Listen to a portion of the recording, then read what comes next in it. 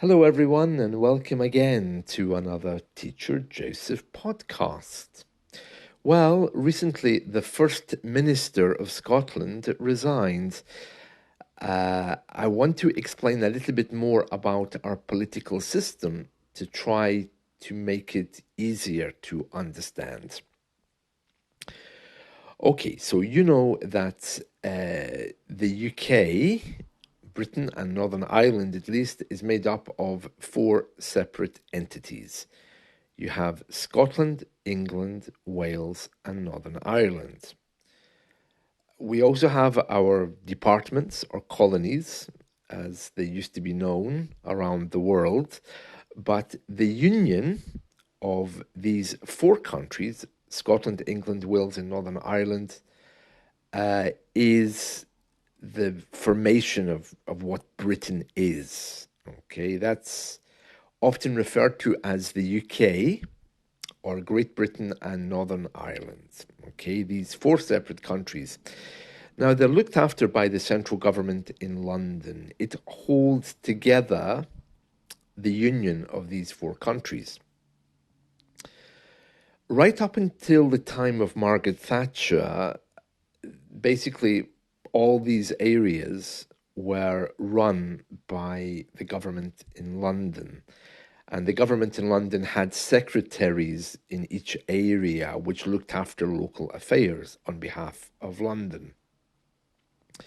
However, after Margaret Thatcher, there was an opinion that these areas should be a little bit more independent. So during the 1990s, they started to make these areas more autonomous.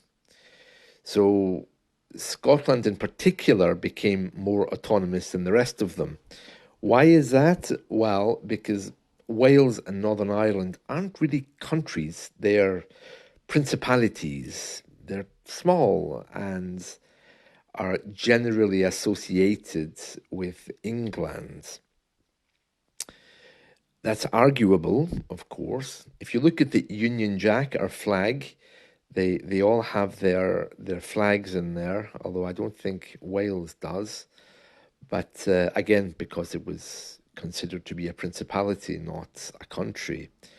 But yeah, it's very interesting. So each of these four areas were given more autonomy. Scotland was given more autonomy because it is actually a country, not a principality. So England and Scotland are the two main players in this union.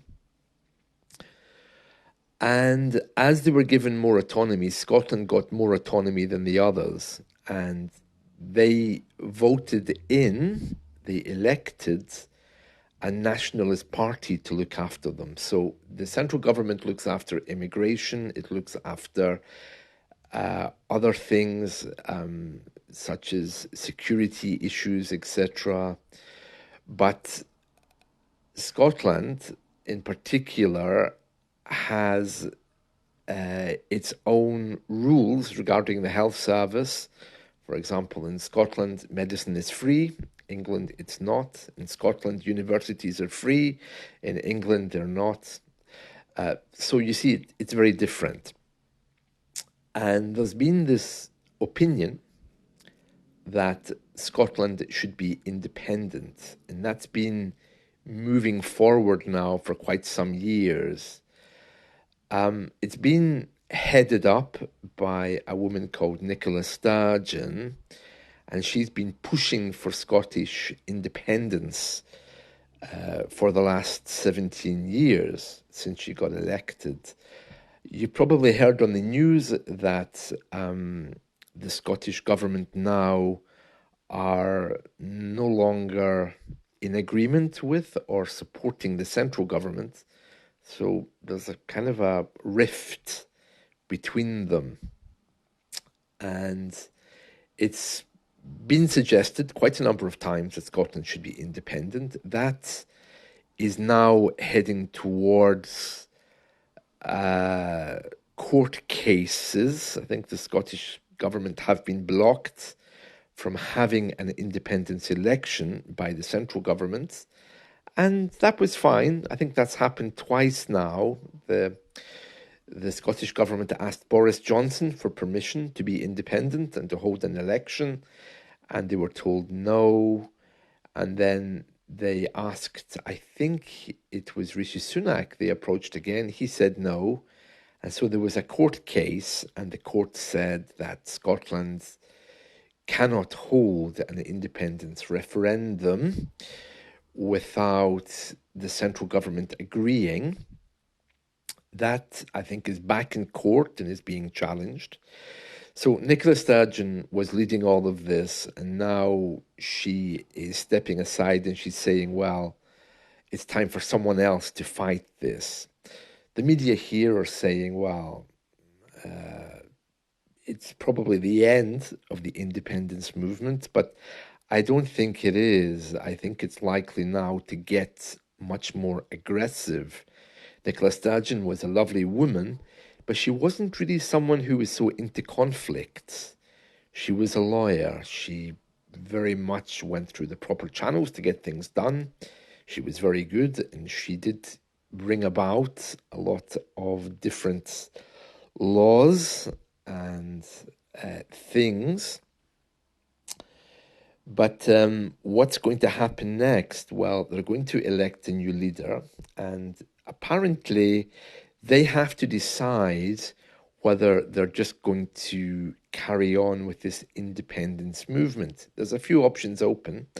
They could just put a motion through Parliament and say, okay, that's it, we're independent.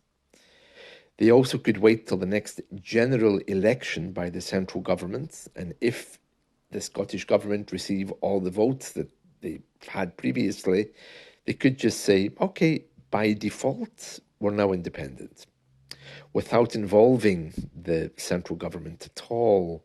But whatever way you look at it, I think that this is going to get just a little bit more aggressive. So the way I see it is Nicola Sturgeon has very firmly pointed the gun at the central government. And the next First Minister, who will be elected in very, very soon, I don't think he's going to be afraid of conflict. I say he because I have this feeling it's probably going to be a guy. I don't know why, but I think now Nicola Sturgeon brought with her that kind of femininity and peace. And I would imagine that whoever comes next is going to be a little bit more aggressive towards the central government to get things moving, because it is not going to happen peacefully, independence, it seems, if indeed it happens at all. So there we are. That's a very brief intro into our union. Very quickly, Northern Ireland have had major issues with their parliament. They can't agree on anything.